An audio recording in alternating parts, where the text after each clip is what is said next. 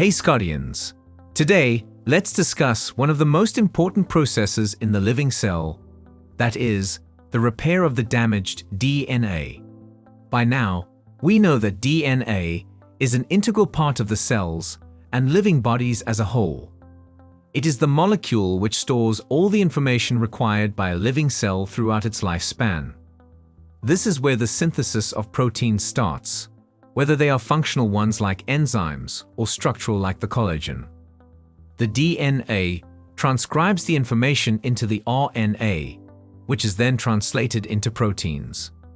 The most crucial function of the DNA is to maintain the integrity of the information stored in it, as this is the path through which the genetic information is transferred from parent to offspring. The DNA replicates a huge number of times throughout the lifespan of a living being, as a copy is required every time a cell divides. Even though most of the genetic information is preserved during the replication, there are still some chances of errors that cause damage to the DNA.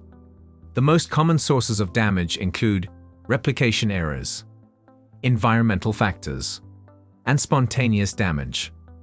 During DNA replication, there are two types of errors that can occur: incorrect base pairing and insertion.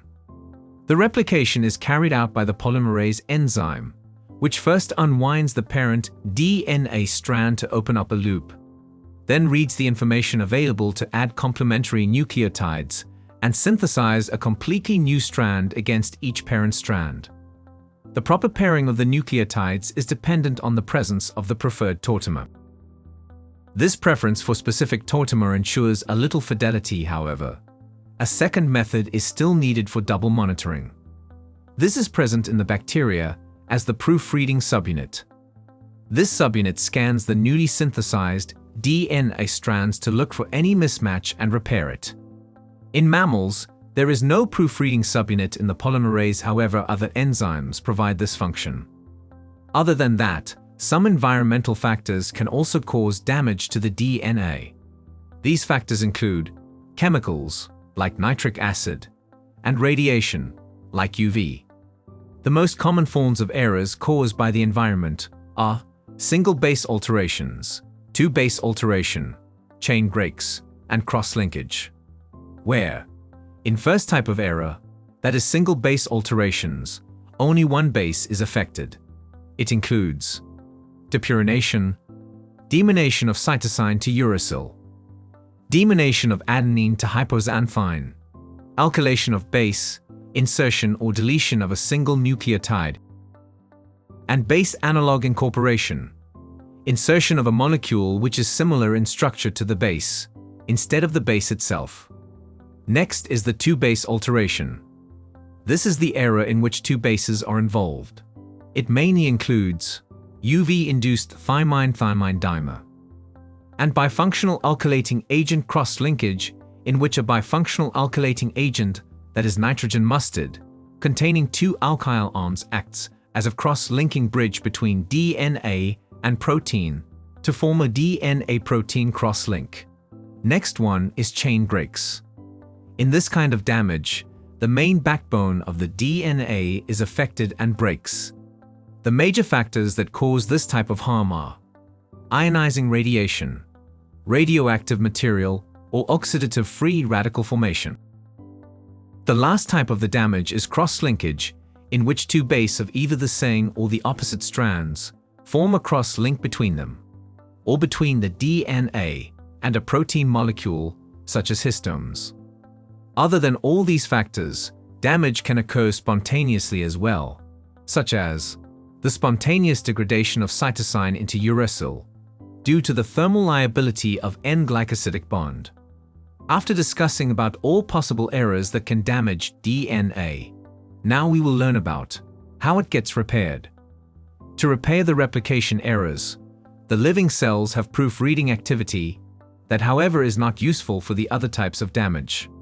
So, nature has found a few ways through evolution to ensure the integrity of DNA and save it from damage as much as possible. The basic steps involved in all these processes are: first, recognition of damage on the DNA; next, removal of damage/excision; then replacement by correct molecules, and last, ligation of the cuts by the ligase enzyme. Now there are 4 processes of DNA repair that are: 1. Mismatch repair. 2. Base excision repair. 3. Nucleotide excision repair. 4. Double-strand break repair. Let's start with the first process, that is, the mismatch repair, which corrects the errors made when DNA is first replicated. It uses the adenine methylation within a GAC sequence as reference within the parent strand and scans the newly synthesized DNA for mismatches. For example, C might be paired with A, or the polymerase may stutter and add an extra nucleotide. If a mismatch or a loop is found, such as in the pairing of C with A, a GAT endonuclease cuts the strand which has the mutation. An exonuclease then digests the strand from the GAC sequence through the mutation, removing the error. If the error is bracketed on both sides by GAC sequence, then this process can occur from either site. The gap is then filled by normal cellular enzymes like polymerases and ligases, according to the base pairing rules. The second method is base excision repair, which is suitable for repairing single bases, such as the errors that occur due to the spontaneous depurination of DNA due to the thermal liability of N-glycosidic bond. Cytosine changes spontaneously to uracil, adenine to hypoxanthine, and guanine to xanthine, none of which exist in the DNA naturally. The depurinated molecules are recognized by special N-glycosylases, and their bases are removed, such as in the case of deamination of cytosine to uracil. Uracil DNA glycosylase recognizes the error and removes the uracil from the DNA, leaving behind the sugar and phosphate backbone. This removal marks the site of defect and allows the apurinic or apyrimidinic endonucleases to excise the abasic sugar. The gap is then filled by a proper base by a repair DNA polymerase, and the ligase enzyme seals the cuts, returning the DNA to its original form. Let's move on to the third method, which is the nucleotide excision repair. It is used to replace the regions of damaged DNA, which are up to 30 nucleotides long. The main factors which cause damage involving multiple nucleotides are UV light, induces the formation of pyrimidine-pyrimidine dimers, smoking, ionizing radiation, cancer chemotherapeutic agents, and other chemical compounds causing base modifications, strand breaks, and cross-linkage between bases. This repair mechanism involves the hydrolysis of 2 phosphodiester bonds on the strand containing the damage. Exonuclease, a special excision nuclease, performs this task.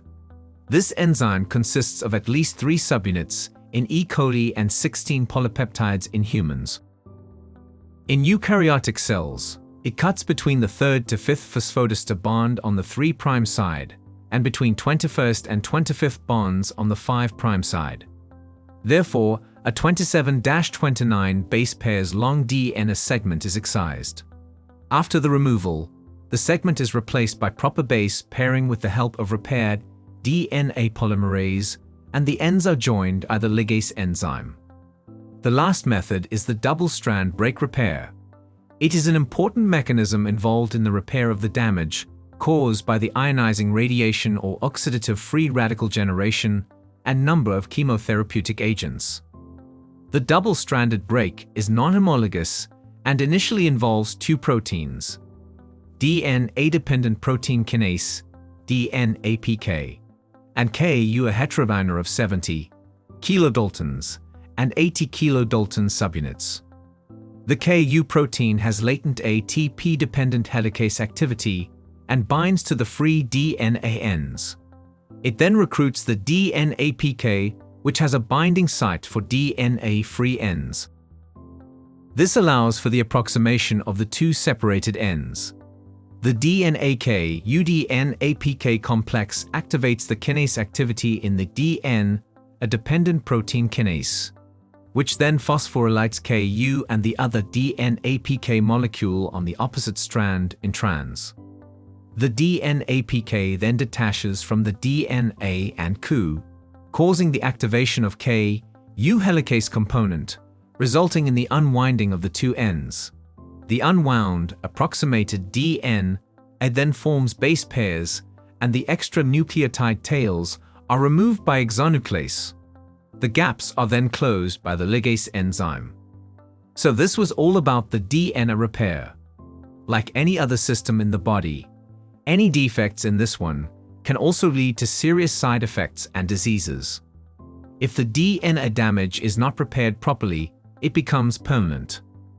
A change in the non-coding region is not very concerning, but if it is in the coding region or in the regulatory regions, then it becomes a problem. Improper damage repair may also result in cancer by causing loss of control over proliferation. One of the most common type of cancer is hereditary non-polyposis colon cancer. Genetic studies link some HNPC, CS to the HMS-H2 gene, which is involved in mismatch repair in humans. The mutations of this gene account for 50–60% of the HNPC cases. It seems that the cells carrying the mutated copy of this gene are unable to remove small loops of unpaired DNA and consequently have large microsatellite regions.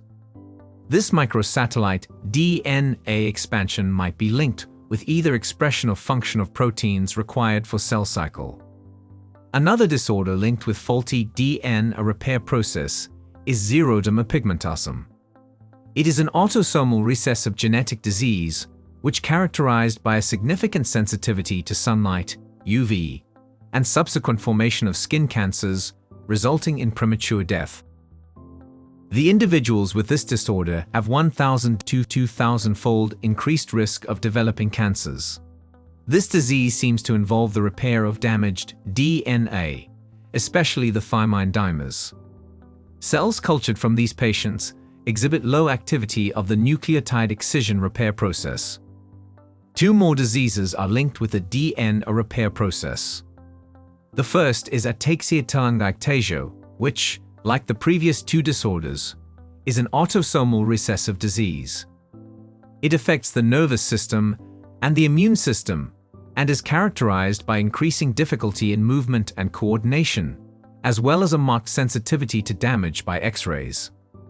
The second is Fanconi anemia, which is also an autosomal recessive disorder. It is associated with increased frequency of cancers, chromosomal instability, and defective repair of cross-linking damage. These were only a few of the disorders linked to faulty repair of the damaged DNA. There might be many more which have not been discovered or linked yet, as DNA is a key factor in the living organisms, and its integrity of replication and transcription is necessary for a healthy life. So this was all about DNA damage and repair. For more such videos, keep watching sqadia.com.